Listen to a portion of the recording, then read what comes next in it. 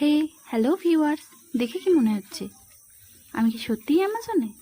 জানতে হলে চোখ রাখতে হবে আমার পুরো ভিডিওটায়। দিনটা ছিল দশহরার দিন।